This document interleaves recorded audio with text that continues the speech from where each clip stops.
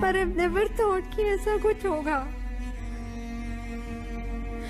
Last Saturday जब मैं रोहित से मिली थी, रोहित ने मुझे कहा, मैंने उसको कहा सैनिटाइज करके जाना, बोला ये तो होना ही है सबको। जब उसको कोरोना हुआ ही कॉल मी, तू मेरे साथ थी, चेक करा ले।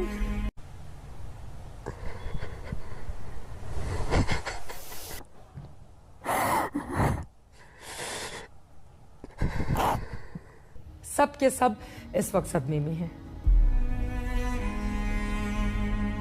वो हर आदमी जो मर रहा है जिसे पता नहीं है कि अगले 2 मिनट बाद उसकी शायद सांस रुक जाए। मैं नहीं कहूंगी और मुझे यकीन है आज संबित पात्रा भी ये नहीं कहेंगे।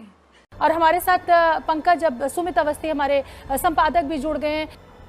शोभना, आप जिसके साथ रहे उसके लिए आपको इस तरह का फोन पे बात कर,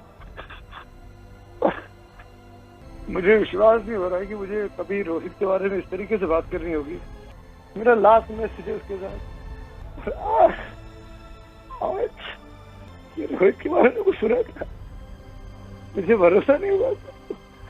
मुझे हंसी आती है आज के मंत्रिमंडल पर, दिल्ली के अंदर जो बैठा है मोदी जी के अंडर में, जो ऐसी दीवानी बातें करके 100 करोड़ हिंदुस्तानियों की जान को खतरे में डाल रहा है। हॉस्पिटल्स तैयार नहीं है, टेस्ट के किट्स पूरे नहीं है, 2 मिलियन से ज्यादा लोगों का हम टेस्ट करने की पोजीशन में नहीं है। सारी हिंदुस्तानी खतरे में है। ये लोग इनके बाद एक हवा में बाता कर रहे हैं। मुझे ये देखकर हंसी आ रही कि कैसे मूर्ख लोग आ गए जो देश को बर्बाद कर रहे हैं। जो क्या बोलते हैं आप देखिए, उल्टी गंगा बहा रहे पूरी। मूर्खों के हाथ में देश आ गया, जो ना कभी कॉलेज गए ना स्कूल गए। गांव गोबर गांव मूत्र, अब धूप का आ गया सोल्यूशन। तो ये बर्बादी वाले चीजें हैं। मूर्तियों में पैसे मत लगाइए, हॉस्पिटल्स में लगाइए, किट्स लाइए। लेकिन इलियास साहब, अगर ये मान भी लेते हैं जो आप बात सही कह रहे हैं, इस मुल्क में रहते हैं और इसी मुल्क पे लोगों के ऊपर हंसेंगे आप। ये आप क्या दिखाना चाहते हैं? इस मुल्क में अगर मेरे पास नहीं है तो आप हंसेंगे मेरे ऊपर। आप मुझे बताएंगे इस तरह से? मॉडर्न साइंस नहीं जानते, गड्ढों में से गैस बना लेते, साइंस तो सब आपने पढ़ी है, क्लाउड्स में छुपा लेते। तो ये गधों के ऊपर हंसी आ रही, जिनको स्पेलिंग नहीं आती, 3 का टेबल नहीं आता, इन पर हंसी आ रही मुझे कि कैसा बर्बाद कर रहे देश को ये लोग। See, the worst ironical situation for our country now is the government have thousands of crores for statues, right from Gujarat till Uttar Pradesh, China-made statues. The government giving hundreds and thousands of acres of land for ashrams at throwaway prices.